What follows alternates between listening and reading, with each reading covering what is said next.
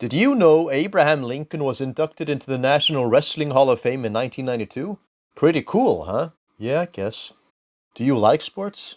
They're alright. And how about history? Do you enjoy big, sweaty, naked men? I feel like we're straying off course here. But yes, I do. Well then, you're in luck. We're gonna talk about the Olympics today. They were an athletic competition practiced for thousands of years in ancient Greece. Contestants would compete in the nude in sports such as running, wrestling, and throwing stuff. The Olympics were revived in 1896 in Athens. Unfortunately, modern contestants don't compete nude, but all kinds of wacky occurrences have kept us entertained throughout the years despite this.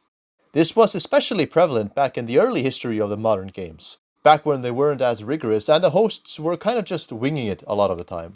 This brings us to the 1904 St. Louis Summer Olympics, and boy were they a wild ride. They were held alongside the 1904 St. Louis World Fair, an event that gave us X-rays, airplanes, personal cars, hamburgers, ice cream, and hot dogs. Though the Olympics couldn't quite match that in ingenuity, they more than made up for it in tomfoolery.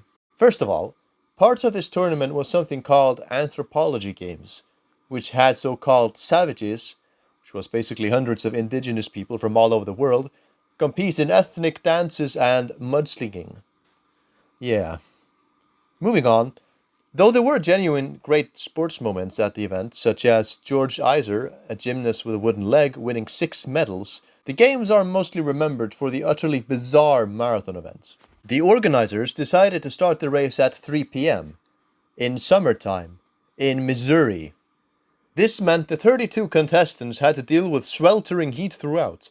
But not only that, much of the race took place on poor, dusty roads with lots of incline, and actual race officials drove ahead of them on cars, creating dust clouds which didn't make the heat, or breathing any easier.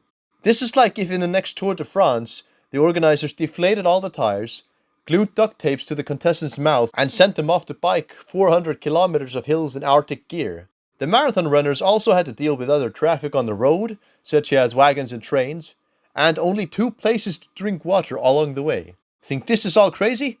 Boy, I'm only getting started. To give you an idea of just how ridiculous this whole event was, a couple of experienced marathon runners who'd each won the Boston Marathon in recent years had to retire before even the halfway mark.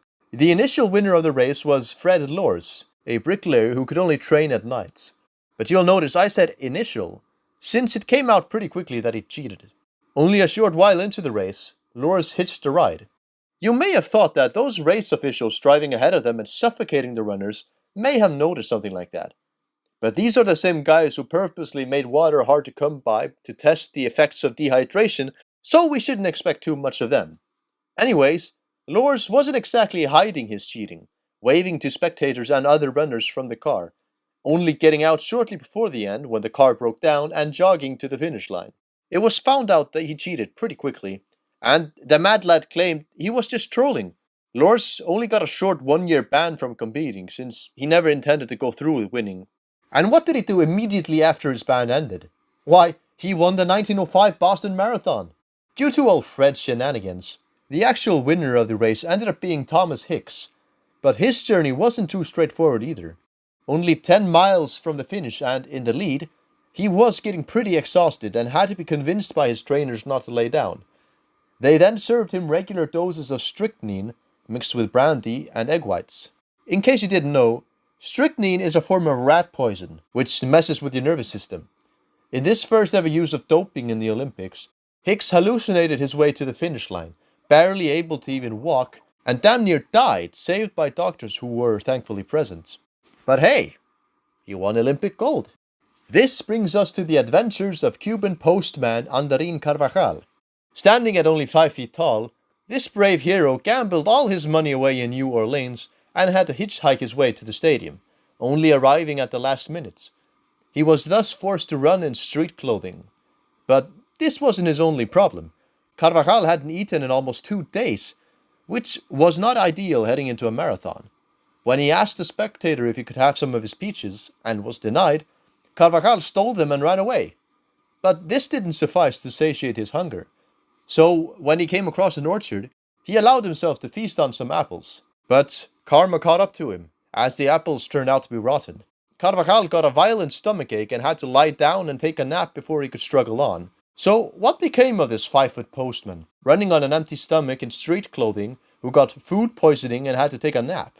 Why, he finished fourth, of course. Other notable characters included the South Africans Len Tauniane and Jan Masciane, who were in the town for the World Fair and were not at all prepared for a marathon, running barefoot. But they both completed the race, in 9th and 12th place respectively, though Tauniane might have done better if he hadn't been chased off course by wild dogs. In total, only 14 of the initial 32 entrants finished this race at all, since like half of them had never ran a marathon before, and it has by far the slowest winning time in any marathon in Olympic history. Since we have some time, how about we look at the 1930 FIFA World Cup? I know, it doesn't technically count as an Olympic event, since it isn't one, but we won't let that little piece of logic stop us. You'll soon see why I couldn't leave it out. The 1930 tournament in Uruguay was the first World Cup tournament, and the wackiest still to this day.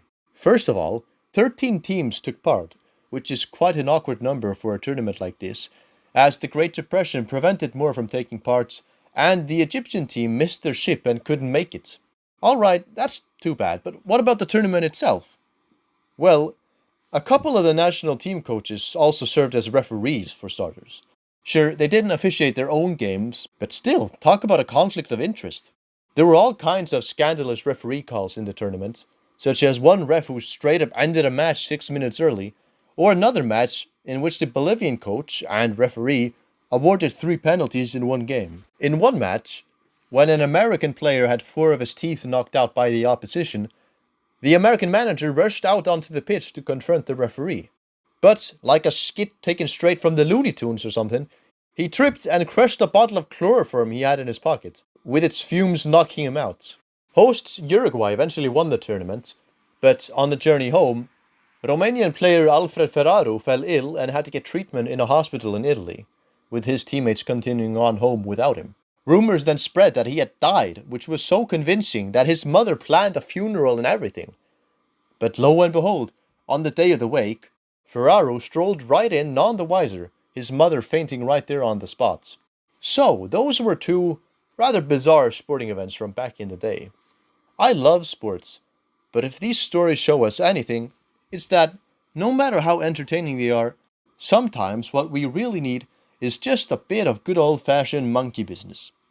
So the next time you're out playing ball, don't forget to bring a bottle of chloroform to give yourself a bit of an advantage. See you next time!